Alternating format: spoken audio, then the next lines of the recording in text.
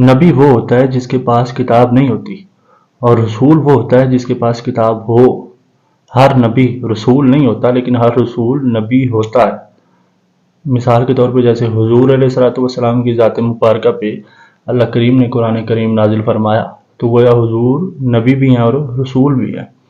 تو اسی طرح مصنف ابن ابی شیبہ میں حضور علیہ الصلوۃ والسلام فرماتے ہیں کہ مبعوث یعنی پیدا کیے جانے کے حوالے سے میں سب سے پہلا ہوں، مگر بھیجے جانے کے اعتبار سے میں سب سے آخری ہوں۔ اور اس میں اگر آپ غور کریں، اس حدیث کو سنانے کا مقصد یہ ہے کہ اگر اس پہ غور کریں تو اس حدیث کا ایک ایک لفظ قادیانیت کو جڑ سے اکھاڑ پھینکنے والا لفظ ہے۔ جب حضور واضح طور پہ فرما رہے ہیں کہ بھیجے جانے کے اعتبار سے میں سب سے آخری ہوں، تو پھر حضور کے بعد کسی نبی یا رسول کی تو گنجائش یا جواز ہی نہیں بنتا۔ اور یہ مصنف ابن ابی شیبہ امام بخاری سے پہلے کی کتاب ہے، اس کو امام بخاری کے دادا استاد نے لکھا ہے۔ تو قادیانی اس حدیث کو مد نظر رکھتے ہوئے صرف اور صرف ختم نبوت کے انکاری نہیں، اس کے ساتھ ساتھ حضور کے بے ادب، حضور کی بے ادبی بھی لازم آتی ہے ان پہ۔ اور پھر قرآن کریم میں اللہ کریم نے ارشاد فرمایا کہ اے رسول، اے محبوب، ہم نے آپ کو انا ارسلناک شاہدا و مبشرا و نذیرا، ہم نے آپ کو شاہد گواہ بنا کر بھیجا ہے، شاہد یعنی گواہ بنا کر بھیجا ہے، اور آپ کو جنت کی خوشخبریاں سنانے والا اور جہنم سے ڈرانے والا بنا کے بھیجا ہے، اور اللہ کے اذن سے اللہ کی طرف بلانے والا بنا کے بھیجا ہے۔ پھر آگے فرماتا ہے اللہ پاک کہ آپ کو سراجوں و منیرا، یعنی کہ آپ کو چمکتا ہوا سورج اور چمکانے والا سورج بنا کے بھیجا۔ تو گویا آپ یہاں پہ غور کریں تو یہاں اللہ پاک اپنے محبوب کو ایک چمکتا ہوا سورج قرار دے رہا ہے۔ تو آپ سمجھتے ہیں کہ جب سورج چڑھ جائے تو اس کے بعد کسی ستارے کی ضرورت رہتی ہے؟ ہرگز نہیں، کیونکہ جو سورج ہے وہی تو ستاروں کو روشنی دیتا ہے۔ تو جو حقیقی طور پہ انبیاء ہیں، حضور سے پہلے جتنے بھی حقیقی طور پہ انبیاء تھے، ان کی نبوت حضور علیہ الصلوۃ والسلام کے شمس نبوت کے سامنے ستاروں کی مانند ہے۔ اور جب حضور دنیا پہ جلوہ افروز ہو جائے، اس کے بعد کوئی دجال دعویٰ کرتا ہے، وہ سراسر جھوٹا اور دجال اور کافر ہے۔ اور ایک اور بات یہاں پہ امام احمد رضا خان بریلوی رحمۃ اللہ علیہ، آپ کا وہ شعر بالکل فٹ آتا ہے، اگر آپ اس کو سمجھ لیں تو آپ بات کی گہرائی کو کافی حد تک سمجھ جائیں گے۔ آپ فرماتے ہیں کہ اتنے تارے کھلے اور چھپ گئے، پر نہ ڈوبے نہ ڈوبا ہمارا نبی۔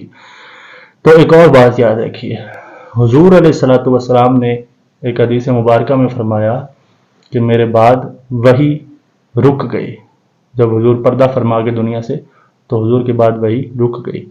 تو حضور کے پردہ فرمانے کے بعد جب وحی رک گئی ہے، تو مرزا قادیانی تو ہر جگہ پہ کہتا ہے کہ مجھ پہ تو وحی نازل ہوتی رہی ہے، بلکہ اس نے اس حد تک کہا ہے کہ مجھ پہ وحی بارش کی طرح نازل ہوتی رہی ہے۔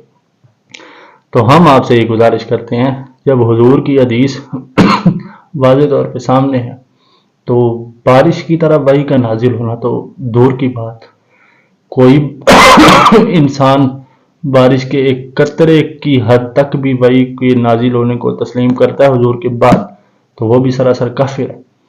قادیانیت جو ہے وہ تو ایک دنیا کا سب سے بدترین اور جھوٹا مذہب، اس قدر یہ لوگ واہیات اور بے غیرت ہو چکے ہیں کہ قرآن سامنے ہوتے ہوئے، احادیث سامنے ہوتے ہوئے، حضور کی ختم نبوت کے سراسر انکاری ہوئے، سراسر انکاری، اور لوگوں کو پھر برگلاتے ہیں اپنے مختلف پروپیگنڈاز کے ذریعے۔ تو ان لوگوں کو جب اللہ پاک نے پردہ ڈال دیا وہ ان کی عقل پہ، حضور کا واضح پیغام جب حضور فرما رہے ہیں، یہ لوگ ان باتوں کو تسلیم نہیں کرتے، اور صرف ایک دنیا کا جھوٹا کذاب اور لعنتی انسان جس نے حضور کے بعد بھی نبوت کا دعویٰ کر دیا۔ اسی طرح بالکل یہ آج کل ایک اور شخص جو ہے نا، وہ بڑے ہی ایک واہیاتانہ طریقے سے پھیلا ہوا ہے سوشل میڈیا پہ، اس کا بھی سیم ابھی تک تو یہی پروپیگنڈا چل رہا ہے، ایک جیلم سے مرزا محمد علی کے نام سے۔ وہ شخص بھی جب اٹھا ہے نا، جب سے اٹھا ہے، سب سے پہلے حضور علیہ الصلوۃ والسلام کے بارے میں نازیبا الفاظ، صحابہ کے بارے میں نازیبا الفاظ، اور پھر وہ آج تک نوجوانوں کے ذہنوں کو اگر وہ خراب کر رہا ہے تو صرف اور صرف اپنی چرب زبانی کی وجہ سے۔ اپنی تیز زبان کی وجہ سے، اپنی سینہ زوری کی وجہ سے، اور علم کا جو جہاں تک تعلق ہے وہ تو اس سے قریب سے بھی نہیں گزرا. تو لہٰذا اسی طرح کا پروپیگنڈا شروع میں آتے ہی مرزا قادیانی نے بھی کیا تھا. سب سے پہلے اس نے اپنے آپ کو بڑا عالم مشہور کروایا، پھر بڑا درویش قسم کا اپنے آپ کو دوسری لائن پہ لے گیا. لوگوں کو جب ذہنوں پہ قابو کیا، پھر اچانک سے اس نے پہلے مادی ہونے کا دعویٰ کیا، پھر نبی ہونے کا دعویٰ کیا، مجدد ہونے کا دعویٰ کیا. مختلف انسان پاگل ہو جاتا ہے نا، ذہن میں خناس آ جاتا ہے، تو پھر ہر حد پار کرتا وہ گزر گیا. تو لہٰذا مقصد یہ ہے کہ ہمارے پاس آج تک علماء ہمارے پاس موجود ہیں. اس امت میں جید علماء ابھی بھی موجود ہیں، ان کی رہنمائی لیں. اور جو لوگ صرف اور صرف یوٹیوب کے مبلغ ہیں اور بیٹھ کے نوجوانوں کو، کیونکہ نوجوانوں کی رسائی تو ہے یوٹیوب تک، تو مسجد جانا تو دور کی بات، وہ یوٹیوب تک تو چلے جاتے ہیں آسانی سے، تو ان کو وہاں سے جو ملے گا وہ وہاں سے وہی پک کریں گے.